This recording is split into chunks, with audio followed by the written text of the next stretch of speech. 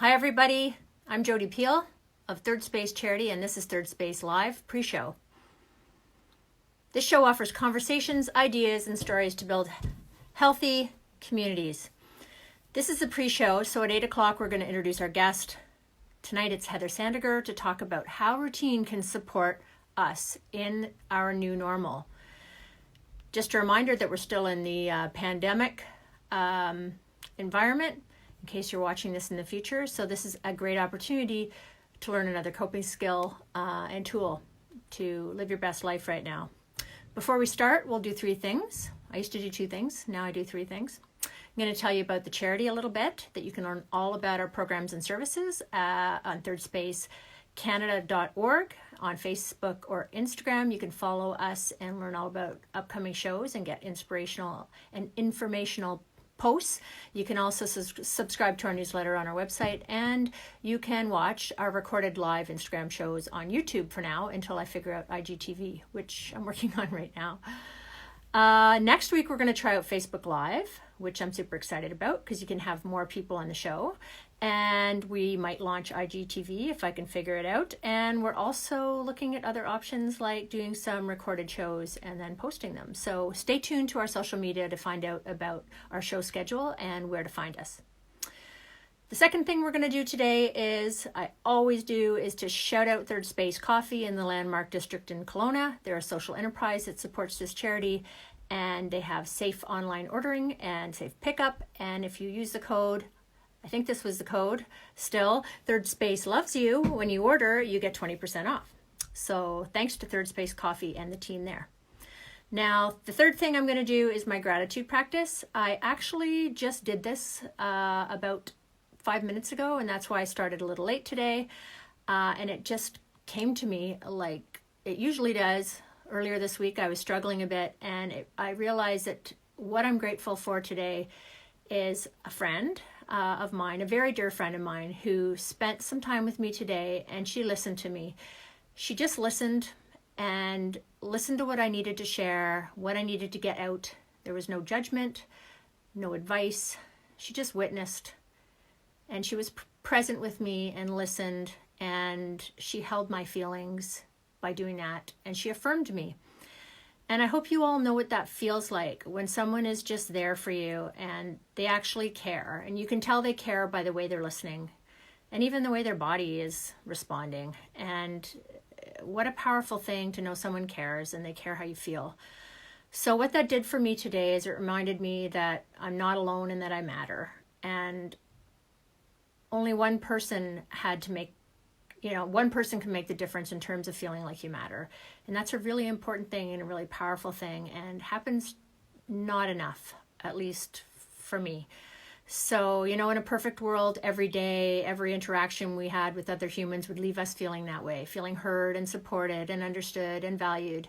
And I hope that someday we get there. But today, it only took one person spending a few minutes to change my day, change the trajectory of my day, change my mood, and fill my emotional cup. So I want to thank her, and she knows who she is. I'm grateful for everybody in my life that does that for me, but today my gratitude goes out to her. So without getting teary, I will move on. It's probably 8 o'clock. It is. It's 8:01. Hi, everybody. If you're just joining us, I'm Jody Peel of Third Space Charity. This is Third Space Live, a show that offers ideas, conversations, and stories about building mental wellness. Today is going to be a fun show. I'm going to be introducing Heather very shortly, but before I do, I'm going to remind you that you can learn all about our charity, our programs and services, which are now back up and running online at thirdspacecanada.org. You can also apply for our programs there. You can also follow us on Facebook or Instagram, watch recordings of our live shows on our YouTube channel, and stay tuned because we're going to try out Facebook Live next week and maybe some recording IGTV. I don't know. I'm working on it and I'll figure it out. So today is May 14th, 2020. It's episode 15. And I'm going to kick this episode off by asking you, do you have a plan for this new normal? The pandemic is not going away anytime soon, and this reality we find ourselves in which is going to change, ebb and flow, but it's going to be here for a while. And what's your plan? Heather's going to tell us about how routine not only brings us freedom, and that's a mind blower for me because in our pre-show preparation, I'm very resistant to routine, even though I benefit from it. So she's going to tell us that routine can actually bring us freedom. And she's also going to tell us how routine can support us in this new reality or this new normal we live in. So I'm going to introduce Heather. Heather Rawson, she's a lovely woman, first and foremost. She's a life and culture coach. She provides tools, strategies, and accountability to empower individuals to design their lives with joy and purpose. That sounds pretty good. She uses habits and routine to anchor you in what matters most. This is part of what her and I have already spoke about. It's pretty cool. Heather helps you design the life you love, no matter what your circumstances are, and helps you create a life that's centered around what matters most to you. So Heather was born and raised in Kelowna. She's a single mom to 4 beautiful kids. Wow, respect. In addition to working full-time as a community developer at a private school in Kelowna, she's also a registered yoga teacher, and she holds her diploma in applied psychology and professional counselling. Her education, life experience, and passion for living with joy has led to this newish career as a life coach. You can actually join Heather nightly for her anchor group. And I love that word anchor. There's something about it. She has this anchor group. It meets Sundays to Thursdays, 8:30 p.m., only to 8:50 p.m. It's not a big commitment on Zoom. I've been meaning to get there. And I think if she starts a new cycle, I'm going to start because this stuff is amazing and powerful. I can't wait for you to hear about it. You can also schedule a free 30-minute personalized coaching session for a limited time. You can follow Heather or find out more on Instagram at heatherrawson.coaching. So HEATHERRAWSON.coaching. Or email her at heatherrawson.coaching@gmail. All right, so I'm going to get Heather up. There she is. And then we can get started. What I'll do is I'll post her Gmail and her Instagram deets as well after the show, so everybody has that. Oh, I've got Heather's mom. Sorry. I got the wrong person. There she is. Sorry. We had a surprise guest there for a few minutes. I should have said hi. That was very rude. This is me. I'm here. Hi, Mom. Hi, Mom. She loves you. Oh, she does. I'm so lucky. How are you, good. Jody? So great to see you. Oh, my goodness. What a fun introduction. Oh, good. I'm getting better. I was saying to somebody, you're doing great. Like, this show has made me get over my stage fright. You're doing awesome. Totally. Yeah. And practice makes perfect, right? Every night. Still a long way to go, but I'm getting there. I'm not nervous anymore. Good. And I'm excited because I get to spend time with people like you beforehand. So I was actually sitting there, an hour ago saying, I'm so excited to do this show with Heather. I'm feeling the same way. It's so great. It just feels like visiting with a friend. So it's wonderful. Yeah, exactly. All right. So you know what? You're one of those types of guests that I just let you go because you're so well organized and you know what you're going to say. So I'm just here for the ride. So, all right. Well, to start us off, I think I would love to start talking about when the pandemic hit and what that did to my system. So for me, it's kind of like one of those moments where where you were when one of those really milestone events. 9/11 was one. If you're a little bit older, when the man walked the moon, that kind of thing. So for me, I knew the pandemic was a thing. On March 17th when they shut down schools, being a worker in admin at a school. That day was my moment when I realized the pandemic was kind of a big deal. And it seemed like I was up at Big White. Her and his family were visiting from Toronto and they'd only been there a few days and then the Hill shut down. And that's when everybody was like, the record scratched and everybody's like, oh, wow. Okay. Right. Because I think Big White was kind of the one that was kind of like holding out, we'll just see. Other ski hills were shutting down. Big White kind of held out. And then it was, that was a big deal for sure. Yeah. So what I noticed right away in my system was that I started feeling really off. I was feeling anxious, which isn't a typical sensation for me in my body. Having trouble sleeping, feeling forgetful, scattered, just really, really off. And so I was trying to figure out, what can I do to kind of feel a sense of certainty when the whole world just feels all of a sudden totally uncertain. It felt like the rug was pulled out right from under my feet. Exactly. Yeah. So I had to kind of dig into my toolbox, or I kind of felt like I was going to crack. Like it just was really quite suddenly disruptive to my whole system. So I had to think back, when's the last time I was in crisis, and what did I do to get through that? So I thought back to a few years ago, going through a separation and divorce. What did I cling to? And for me, it was my routine. So moving my family through that season in a pretty solid routine really grounded us. So that's what I leaned into again. And for me, March 17th, being a school worker, my kids were on spring break. I was supposed to be on spring break, but went back to work that day because we were all systems go.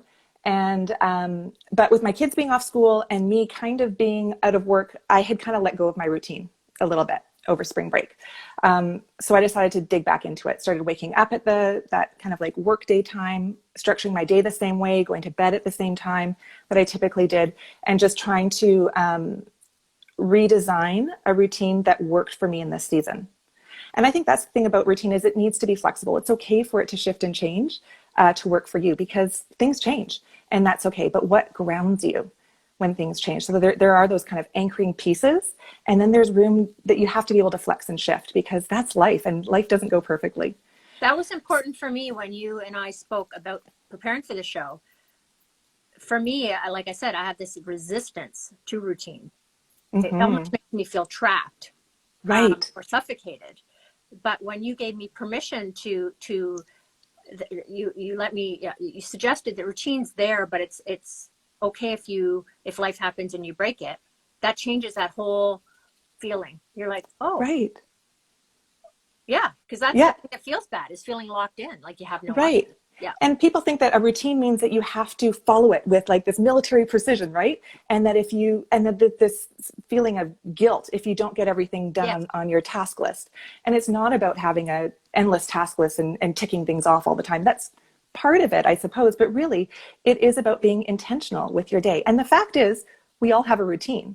We just might not be aware that we do. And it might not be effective. That's exactly what I was thinking. I love that. Intentional with your routine.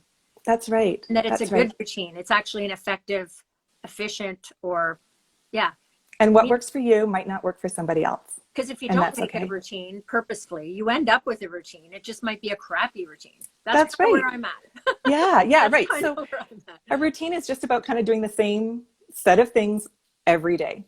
So we all have those same things we do every day. We all wake up. We all do something when we wake up to get ready for our day. So is what you're doing effective? Is it leading you to become who you know you're meant to be? Right. So either it is or it isn't. And when you start asking that question and wanting to dig deeper into that and building your life with intention, what starts to happen is you start realizing what matters most. And it's just kind of an organic process if you start digging intentionally into it. It's quite lovely. So yeah. How do we start then? What does this look like? Absolutely. So to start a routine, really you have to define, why do you want a routine? What's in it for you? So a routine is made up of your wants, your needs, your tasks, and your goals. And then that's all supported by your schedule, your habits and rituals, and then sometimes boundaries to protect that. So we start with defining it. Why do you want a routine? So what's in it for you? Is it to get more organized? Is it to become more balanced? Is it to challenge yourself? Is it to achieve specific goals, to help with your focus or mental wellness? And then we look at, what emotions do you attach to that? So the example I like to use, I like to create a focus statement around that. So for me, I choose to have a routine because I feel best when my days are full and productive. And that to me feels fulfilling and satisfying. So that's why I choose to have a routine. And that focus statement helps anchor me. So that takes some thought and some time to find that. It's like a mission statement. You don't just pull it out of your ear. It's something you have to think about and develop. That's right. Yeah, for sure. And that again can shift and change. There's nothing holding you to keeping that rigid. Okay. Yeah. So once you have that kind of focus statement, then we look at what are those wants and needs and tasks and goals that you have in your life.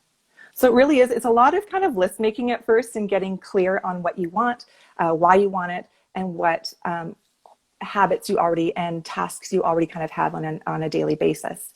And again, it's not just about creating a lengthy to-do list to check off all the time. It's really about designing your day with that focus and form. And that is what frees you. So if someone was working with you, coaching with you, you would sit down and walk them through each of these steps, presumably. Exactly. Or your Zoom group, right? Yeah, we do that in Anchor every night. So there's a part of Anchor I say about Anchor, it's the purpose of Anchor is to connect, reflect, and then design our upcoming day with joy and purpose. So that's what we do every night, which is so much fun. It's just 20 minutes because half an hour seems like a long time, 10 minutes is too short. But if you don't have 20 minutes to get your day in order, I don't know. Now, a lot of executive coaches all of them say that about at the end of your day, planning your next day. At the end of Friday, planning your next week. So this is exactly. Yeah, so we do our weekly setup on Sunday evenings at 8:30. And some organizations will do a stand-up meeting first thing in the morning. I prefer to do my setup the night before because then I can go to bed knowing that my next day is all set up for me. It feels so good to wake up, open your day planner, and it's all there for you.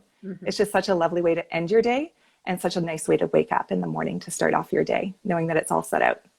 So that helps me. That's what works really well for me. But in my group, I always say, like, if this isn't what works for you, then do what works. It's okay. It's okay to make it yours. It's about owning your life and your choices. So after we kind of define why we want a routine, then we start that list. So listing out those tasks and needs and wants and goals and creating that. So we list out all of our appointments, all of our outings, activities, exercise, and then we categorize it. Okay. So on Sundays, we might have a whole list of our whole week, like everything you can do in the week or you need to get done.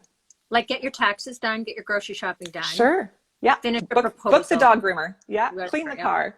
Yeah. Or write that strategic report or whatever it might be.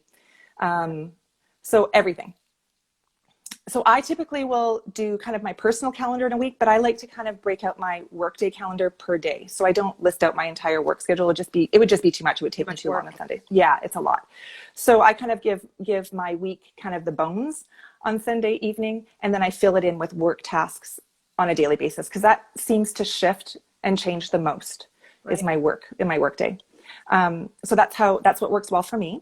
So once we get our Sunday list going, then we categorize it. So I like to look at what's work, what's home, and what's personal.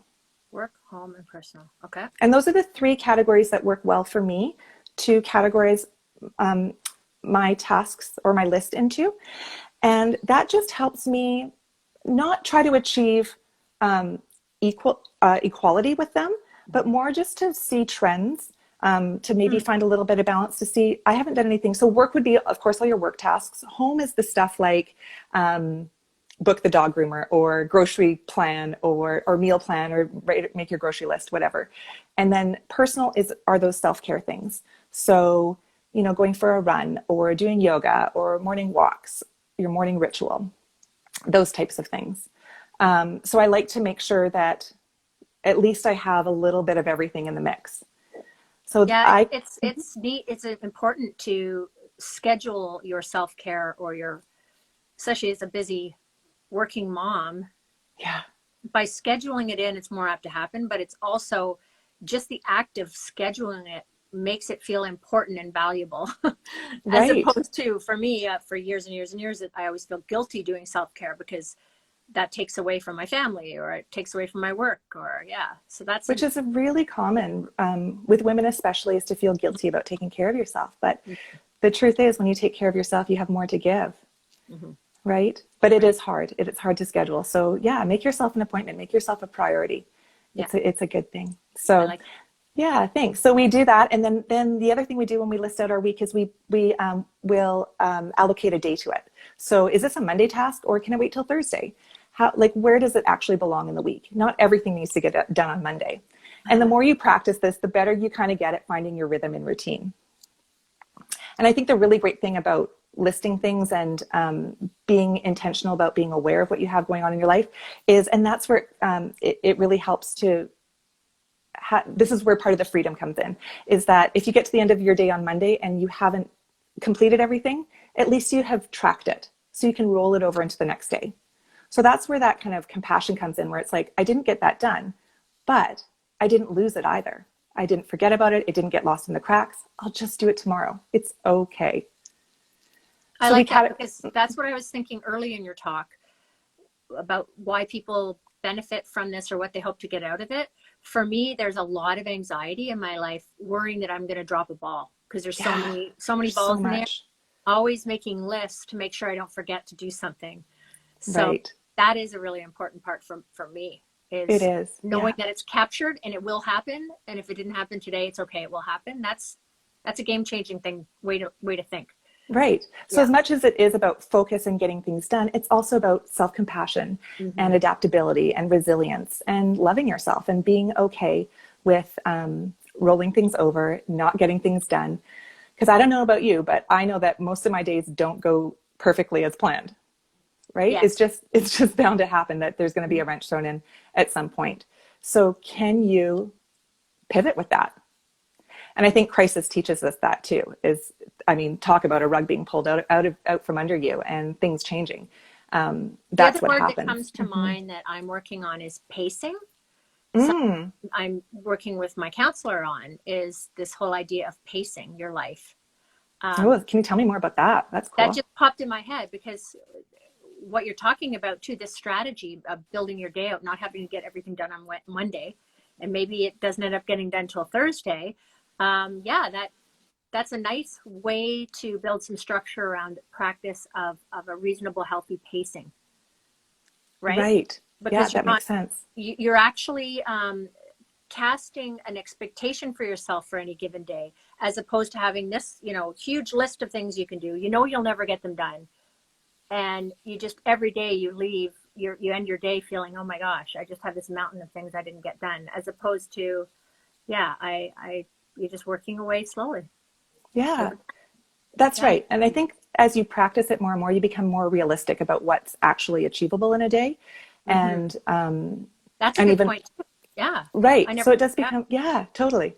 Yeah. So you can see how that might work in your world. Yeah, gosh, you're blowing my mind again, Heather. Oh, I love it. Good. Keep going. Okay. So after we list everything and categorize it, then we schedule it. So then we actually take it and put it into our day planner for the day. So whether you're using a Kilroy notebook or you're using a beautiful day planner, how do you lay that out? What works for you? So from the moment you wake up until you go to bed, what does your day look like? And it's okay to have pockets of free time. That's a great thing. That's where you get to play and be spontaneous. But writing it out just helps you see what are the rhythms and patterns in your life, what goes best where, and you just get to play with a routine and having that sense of predictability in your life. So it is really about having that compassion and that grace and being okay with setting that intention, scheduling your day, allowing life to happen, and just going with the flow. So what you just said is something we didn't talk about before. If you find yourself with a pocket of empty time, to me, that can be really anxiety producing, or at least for years and years being a busy mom, you're like, oh my gosh, I've got like 25 minutes. I could stuff this into it. I could get 3 bills paid and I could go pick up milk, or I could go get, this much more done on my tax planning or whatever it is, right? Like totally. But if you have a schedule that you're going to get all the things you need to get done over the week, then that empty space actually feels different, because you're like, I don't have to do all that stuff that full right now, because I know I'm going to get to that on Friday. I can just sit here and read a book or go for a walk or whatever. Yeah, absolutely. Or play with your kids, go play soccer or do whatever. Right. So, or just sit and do nothing for a little bit. Or send a funny meme to a friend. Yeah. Or I like to put in, I know you follow my meme account too. Yeah. So I also like to put into my my day planner a couple of people to connect with every day, especially in this season. I'm checking in on my grandma, who's 91 and lives here in Kelowna, but she's isolated in her care home, so she can't have visitors. So it's really important that she's still making connection with people. So I'm trying to check in on her. So who are those people that you need to check in on, or it just fills your soul, like you were talking about your friend that just filled your heart today that you needed? Yeah. So who are those people, and how can you connect with them? And maybe in those pockets of free time, you can go for a walk and chat with them while you're walking. So yeah, designing free time into your day is okay too. Some of my days have none, Yeah, but my weekends tend to be a little bit more spacious. So that's my rhythm. That's what I found works for me. So I'm okay plowing through these really full weekdays, knowing that my weekends are going to be a little bit more spacious. And that helps me. That's how my life seems to be designed well. So do you typically, when you work with people, do you typically plan out your weekend days too, or just the weekdays? I kind of suggest that people do what works for them. What works well for me for weekends is I have kind of, again, this kind of rough framework for my weekends, because I typically do work a little bit on weekends. I'll try to work between 8 and noon on Saturday and Sunday. And then I like to have free time. I love going hiking up Knox or hitting the driving range or whatever it might be on weekends, or just having that time to watch Real Housewives and have a glass of wine. I'm not going to lie, guilty pleasure for sure. I'm not going to admit to my junk TV that I watch. Oh, I think you have to now. Not yet, maybe later. Is it worse than the Housewives? Maybe not. I don't know if it gets worse than that. That's hilarious. No, Forensic Files is my new one. Good one. It's not cool. healthy for me, but. Oh, I don't know. My daughter loves shows like that too. So. Okay. I don't know, but she's 18. It's okay. She's not like 9. It's okay. Sorry, yeah. I got you sidetracked there on your. That's okay. Yeah. So that's what works well for me on the weekends. It kind of depends. If you're a shift worker, again, your weekends are going to look totally different. So, or your rhythm is going to look different. So some people like structure all the time. Other people like to kind of have that give and take, or the opposite end of the spectrum where they can just let it all go. And that's okay too. And certainly I have days where I don't schedule a thing and I just need to let it all go. And that's okay too. Yeah. It feels good. Absolutely. So I'm always like, permission to own your life. Because when you start bumping into the sides, you start realizing this doesn't feel good. This isn't effective anymore. Once you kind of are in that really effective groove, when you start bumping the sides, you feel it. So coming back into that alignment isn't so hard. When you aren't aware of your routine and it's ineffective, you don't bump the sides. You don't have those reference points. So your life can typically feel more chaotic or out of control, or less like it's harder to find your purpose or your meaning. I like that aspect of the structure. Is it's also when you look backwards in hindsight and unpack or process what's happened over the course of a week or a few months, you're learning a lot of things about who you are and what makes you happy and how you like to live. Absolutely. You're starting to find out what matters most to you. Yeah. And again, it's so individual, which is why I give so much choice and freedom and permission to experiment and screw it up and try again, because it's your life and I can't tell you what works for you, but I can be there to support you and guide you and offer suggestions. And it's just an honor to do that with people. Mm-hmm. Yeah. So once we kind of schedule everything, then we look at what are the habits that you need to lean into, the habits and rituals in your life that support your routine. So like I said, a routine is kind of like your strategy. So if you're a goal setter, your routine is actually the strategy that helps you achieve your goals and who you want to be. So your routine is your strategy, and then your habits and rituals are what supports that. Yeah. So those are all we're our whole day, our whole lives are filled with habits. We're performing habits all the time. From the moment we wake up till the moment we go to bed, our day is filled with habits. We should plug our friend or yes. We love James Clear. We love James Clear. Atomic Habits is his book, and he's got one of the best newsletters and lots of great content. So this is all from him. Totally. So follow James Clear on Instagram, read his book, subscribe to his Thursday 321 emails. They're amazing. And they're just so incredibly succinct and practical. Mm-hmm. Like, I just love them. Like, they're fantastic. Yeah. So I love his work. I'm kind of a new student of his, so I'm just kind of on the surface of his work. I'm actually re-listening to Atomic Habits right now to dive deeper into it. But I love his stuff. So it is all about what are the habits that support you. And I don't like thinking of habits as good or bad. I prefer to think of them as, are they effective or ineffective, in order to support your routine and in order to support you in becoming who you know you're meant to be. So what are those habits? How do you make those effective habits easier and those ineffective habits harder? How do you stack your habits so that one good habit triggers a whole domino effect of other effective habits? So You what does gave me that an look like? example of that. Yeah. Are you going Oh, I to? can't remember. What was it? You used that exact example. I can't remember. I have a terrible memory, but Was it about my morning ritual? it might be. I'll go with that. Oh, Okay, no. sure. Do you know what I think it might have been? What? I typically use an example of going for my morning walk. That's probably what it was. Could be. We'll go with that. Okay. So I go for a walk every morning. I have a whole set of, I have a morning ritual that starts far before my morning walk. But when I end up at my morning walk, what I like to do is make sure, so I have all those habits that lead up to my morning walk and get me ready for that. But the night before my morning walk, I like to set myself up for success for the next day. This is what it was. I remember now. Okay, good. Perfect. So I have my glass of water that's on my nightstand. That's what it was. Yeah, totally. My iPhone and my earbuds, because I like to listen to a book or a podcast when I'm walking. I've got my clothes laid out and I've got my running shoes ready to go. So it's like a little self-love for my future self. I'm all set up for the next day. So getting into that habit tells me, number one, it's going to happen. I'm going for my walk tomorrow. And number two, I'm going to make it easy for myself to get on that walk. But the most important thing to do is to also address the saboteur inside of you. So there's a part of me that I need to know really, really well that will say what in me will sabotage that morning walk. So for me, I'm a fair weather walker. So I am less likely to walk if I wake up and see that it's raining outside. So a strategy that I would have to set up and employ beforehand is, once I decide that I want this habit, I have to look at it and decide and identify what those sabotages might be. And then I have to employ a strategy called if then. So this is one of James Clear's as well.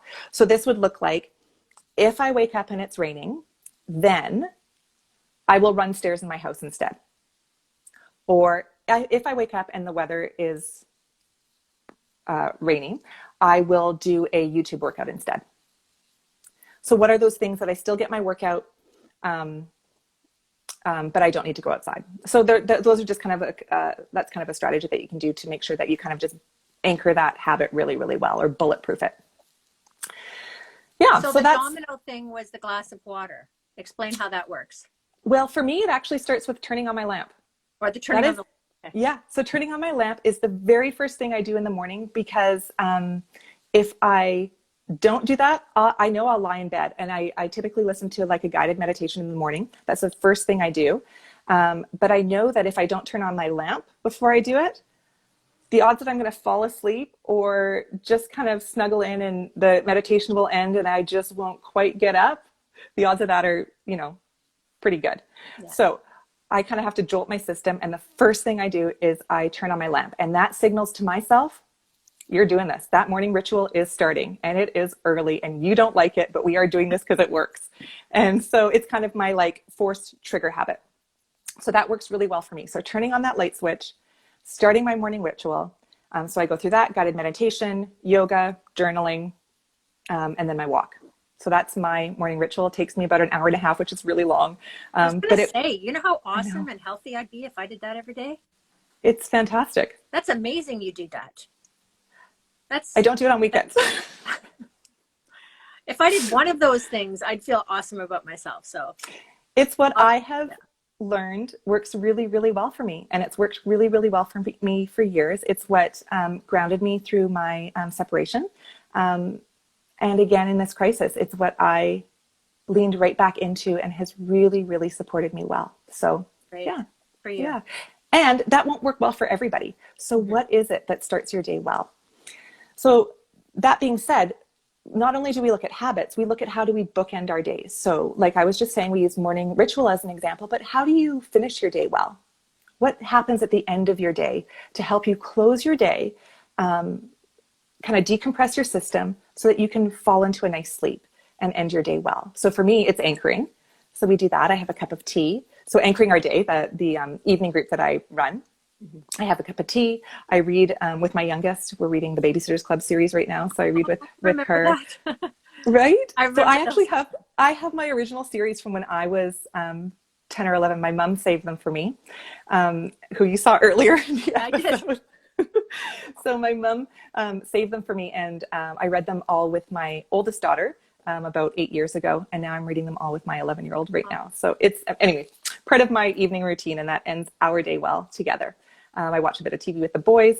I meditate again in the evening, and I've actually added that second evening meditation in since the pandemic struck. I needed that second kind of decompression time for my system because I was not sleeping well.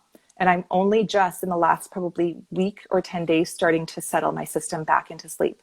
So I'm still very much affected by the pandemic, and I'm not going to pretend that my life is perfect or this I'm sailing through smoothly. It's been rough for sure. So, but I felt it today. Really. Did you? Heavy. Yeah. So I totally get it. Yeah. It comes in waves for me. It's up and down like a yo-yo, but totally. Yeah. Sleep is an important thing when you're dealing with tough stuff. It really is. And for most people, sleep is like one of the first things affected. Yeah. So it's really such a hard catch-22, right?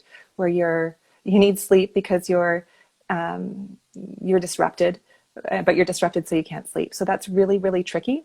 But it's a very, very common side effect of stress and crisis. So kind of honing in on that. So I've worked really, really hard at my sleep hygiene over the last number of weeks, and I'm only just starting to reap the benefits of it now. So it's a tough one. So the scheduling that you do, though, these tools also set you up for success to troubleshoot when something isn't right? So when something's not working in your life, like, oh my gosh, I'm not sleeping, it's also a way to say, let's try this, let's try that. You're documenting it, and then you're seeing what's working and what's not working. Exactly. Everything's documented. I have that reference point all the time. Sometimes it takes me a while to catch it because with crisis, often when you're in it, you can't see it as well. Mm-hmm. So it does take a little bit. It's definitely a lot about self-awareness, knowing yourself really, really well. And that takes time and practice for sure too. So, which is where the grace and self-compassion has to come in. So it really is a practice in learning about yourself and loving yourself. And that's really what I love most about this practice. It's not about being hard and rigid. It's quite the opposite. It is about love and freedom and tending to yourself. So, yeah. Who would have thought scheduling was such a big, amazing, transformative opportunity? Right? Totally. I know. It's so powerful. It's so wonderful. So I'm glad that you're seeing that for sure. That's so cool. So now that I believe in it, now I've got to do it. Well, I can help you with that. You know I will. So we look at our days. We look at how we start our day and how we end it well. And then I also like to look at how do you close each chapter of your day. Okay. So this one has been really interesting since the pandemic struck as well, because I haven't been back to work. I mean, I've been working, but I haven't left my home. So for work. So my environment, like many people's, hasn't changed. Mm-hmm. So, but I have a fairly strong workday startup and a workday shutdown when I get to my office, typically. I don't have that change of scenery anymore. So actually having that workday startup and workday shutdown to bookend that part of my day and to close out that chapter of my day is actually really important too. So how do you start your workday? How do you tell your system that you're starting work now? And how do you tell your system that it's now time to transition out of work and tend to your family? Right. So what are those things? Mm-hmm. So it's good to have ritual and habits around that as well. Whether it's making a cup of tea and having that at your desk. I check certain communication channels first thing in the morning because that's part of my job as marketing and communications at the school. And to shut down my day, it's the same kind of things. I actually write out my task list for the next day at the end of my work day, shut everything, all those communication channels down, wash my mug. It's such a simple, kind of almost like pithy little task, but washing my mug out at the end of the day helps signal to me that my workday is done. So it seems funny and odd, but it's just that I little, get it. I get yeah, it. But I live with someone who needs that transition ritual.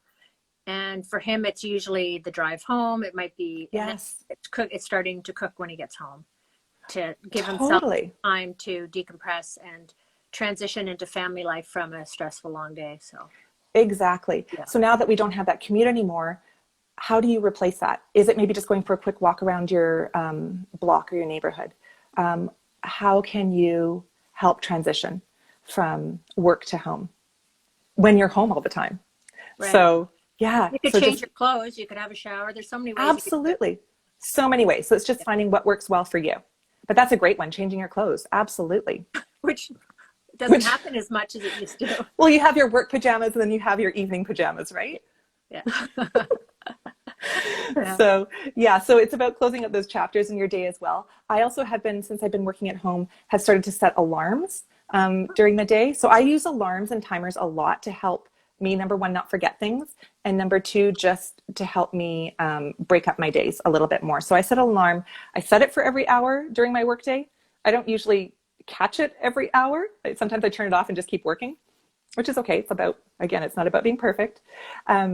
But what I do in that hour, when that goes off, I'll take a little stretch, grab a glass of water, do something, maybe look at what I've done in the last hour at work, and then look ahead. What needs to happen in that next hour sprint at work? How can I use my time most effectively? And I mean, sometimes it just doesn't work because I'm in a workflow and I need 2 or 3 hours of deep work instead. Right. So, and that's okay. You have to be able to flex with that. But that's been a helpful kind of fallback for me in my workday, is to just have those little kind of like chapter breaks in the day to take care of myself, to stretch, move my body.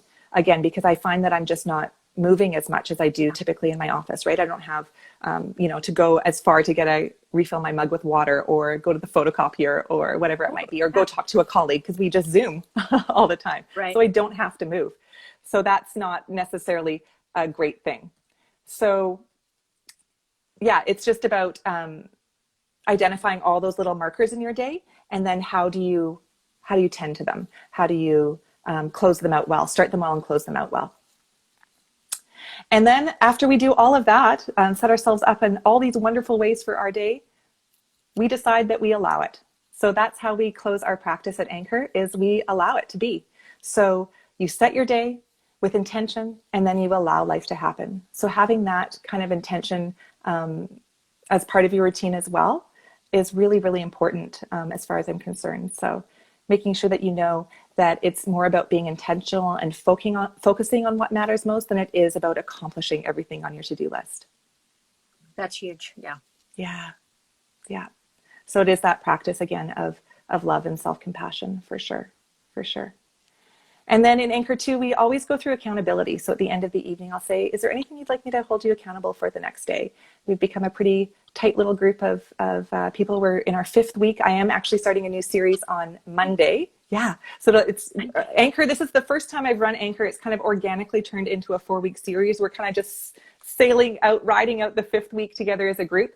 Because I had a couple of presentations this week for my coaching. So I'm just going into starting a new 4-week series on, we're going to start it Monday rather than Sunday because of the long weekend.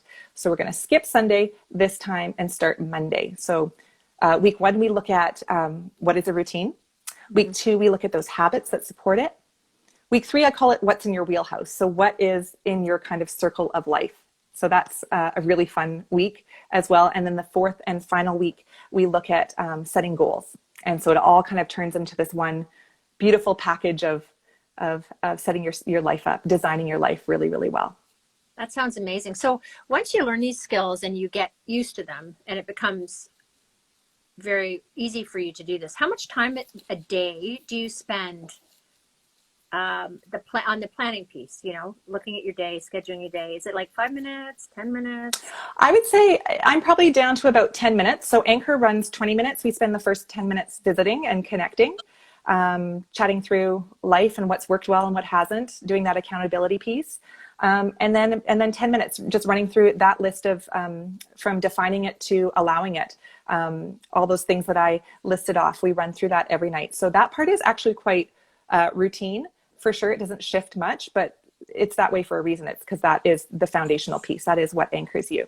So I'm down to about 10 minutes. The Sunday piece typically takes a little bit longer because we're looking at our whole week setup. But again, 20 minutes maybe. And I know some people have a much lengthier kind of weekly review that they do at the end of their week or just before the start of their new week. And again, that's just about what works well for you. How complex is your life? What are your goals? And what does it take to achieve them? For some people, it will take 10 or 15 minutes. Other people might take 45 minutes to an hour for that weekly one. But I would imagine that most people can do that daily one in, between 5 and 15 minutes kind of thing. And time well spent when you think about all the great outcomes you just outlined. Absolutely. Not to mention the fact that you spin your wheels for a lot more than that if you don't have the plan. You waste all that time. That's so true. Yeah, you spin your wheels all day otherwise. And what do you accomplish? And how does that, how effective is that in helping you achieve who you want to be? Right. Yeah, it's just a lot more chaotic for sure. For sure. So, yeah. Yeah. That's great. Thanks. That's a lot. It is a lot. I know. I packed it all into just half an hour or whatever. Yeah. But I'm curious about kind of what you're thinking and if you have any other questions. For me, Jody. Yeah. Did anybody have questions coming into it, or can we turn it over to audience? Yeah, I'm going to turn them on and see what everybody. See who's here. If I can do that. Now, I had them turned off because they pop up on the screen for when I record sessions. So I'm not able to do that, but we'll get there. We're still learning. See? No worries. I'm being kind to myself. Totally. Why don't we get people to reach out to you directly if they have or ideas or anything. So it's heatherrawson.coaching@gmail.com. You got it. On Instagram @heatherrawson.coaching. That's right. And if you have any questions, email me or DM me. Again, it's a Zoom meeting, so I'll have to send you the link for that. I'll be advertising it on my Instagram account starting pretty quick here because we're starting Monday. So so it's really, really, really exciting. So this 4-week series, Anchor, everyone is welcome. It's designed to be a 4-week series, but it also has flex that if you can come and go as you please. So people who have been in it for 5 weeks now are coming and going, and I don't want anyone to feel like they have to be there every night or they're going to miss out. It's really meant to be there when you need it. Yeah, I think I might have to reschedule my shows for 4 weeks to a bit earlier so that I can do it, because that's what's keeping me from doing it. Oh, right. Yeah. Yeah. So maybe you do shows on Tuesday and Thursday at 8. So maybe we'll go a bit earlier or something so that I can take advantage of it. Because I think it's really important. I really need this, and I'm going to try. And yeah, it sounds like I would love you to join us. Good things, for your life. Totally. And then again, I'm offering those one-on-one coaching sessions right now as well. So I can send you anybody a Calendly link for that. You can book it, and I would love to help you just kind of dig into something a little bit more personalized if that serves you. So I think, you know what I'm curious about, Jody? Can I ask you a question? Because I think that I'm going to turn the table. Yeah. Okay. I just really feel like crisis is a magnifier, and I think it magnifies all the wonderful things, and I think it can magnify the really, really hard things too. So I'm curious about, have you identified what's been magnified for you in this season? Or how the pandemic has magnified things in your life? It's a big question. Yeah, the positive magnification is easy. You see wonderful acts of bravery and kindness and community building that's happening all over the place. That one's easy. I think it's made me realize what the strengths and weaknesses of my family unit right now, and how we're all communicating. I think that it's made me realize that I'm more vulnerable than I like to be in touch with on a regular basis. It's made me a little bit more fearful, something that I'm not a fearful person, and I've felt fear, and that's not great. I'm a little bit worried about a lot of the problems that we've just, before COVID, we just plow on with our lives. And I think this pause has caused us to all take a really good look at some of the challenges we're facing, serious challenges globally. So that's Yeah. been a bit of a slap in the face to make everybody, including myself, pay attention to things. So that's what I could go on and on, I guess, but Oh, I know. those are Hey. some of them. Yeah. And what surprised you the most? Well, I think the other one too, and it speaks to what your tools and strategies that you talked about tonight, is that my life, I feel like I've been in a tornado since I had kids, really 17 years. The time's just flown by. I And know. Hey. that time hasn't been as purposeful intentional as it could have been. That's what I'm digging about these tools, is that maybe that's a way to, even the 1 hour reminders you have on your phone, the alarms that go off, like it forces you to be present and connect back into your life and not just be on a runaway train. And once a week, you kind of come up on a weekend and go, wow, where did that week go? Exactly. What did I do with that time? And was it effective and beneficial? Did it bring our family closer together? And Yeah, did it bring me joy? absolutely. Yeah. Or That's am I feeling joy at all in my life? And right. sometimes that can be a little bit of a wake up call too, right? Like, have you even considered that? Or have people considered that, right? Like, do I have joy in my life? And do I feel purpose? Do I know who I want to be? And those are really big questions that I think sometimes crisis, especially this type of crisis, which is why the impact of what this will do to mental health. I think we've just scratched the surface of what this pandemic will cause, which is why I'm so grateful for Third Space and your work in our community. It's so important. So And yeah, I'm it's so thankful for wonderful. people like you that have skills that you're out here saying this could be an opportunity for actually a better life, a more meaningful life, Yeah. a happier life. And maybe that's part of this pause that pandemic is forcing us to take, is like rethinking all these things and being like, wow, I'm not going in the direction I want to be. And shows like this can tell people that, you can change that. You can, no matter what your circumstances are. You don't need to be well off or employed or anything. Like, you don't need to have anything in order to live with joy and purpose. Mm-hmm. That comes within. You don't need to have anything externally in order to have that fulfillment inside. That's for sure. And I know the pandemic, I mean, for me, Anchor was born out of this pandemic. When it struck, and I became so disrupted and didn't know what to do, and fell back into my routine, what served me the last time my life went through crisis. I thought to myself, can doing this serve other people too? Mm-hmm. And that's how this was born, which has been wonderful and turned into this kind of new direction for me in my life. So I asked the questions right away: who do I want to be at the end of this? And what can I give now? So it's such a joy to offer Anchor and to offer coaching right now. And please come and join me. I would love to have, if this appeals to you or piques your interest, or you're just curious, come check it out. It's a pretty cool group of people, and it's just a lovely time to kind of dig into discovering what matters most for you. For sure. I love that. And maybe that's what we'll leave everybody with tonight, is thinking a little bit about who do you want to be at the end of this? Yeah. And what kind of life do you want to have or build for yourself after this? Right. It's it's a huge opportunity to reset yourself. So this is one way to do it. Right. And I think about the restart plan that, our premier introduced or released to us last week. And it's like, that's great on a macro level. I love that so much. So good for our province to have a plan. But on a micro level, what is your restart plan as an individual? How are you going to re-enter this new normal? It's going to be a long time before there may never be a going back to normal. Odds are that things have shifted in some ways indefinitely. Yeah. So it's a new normal.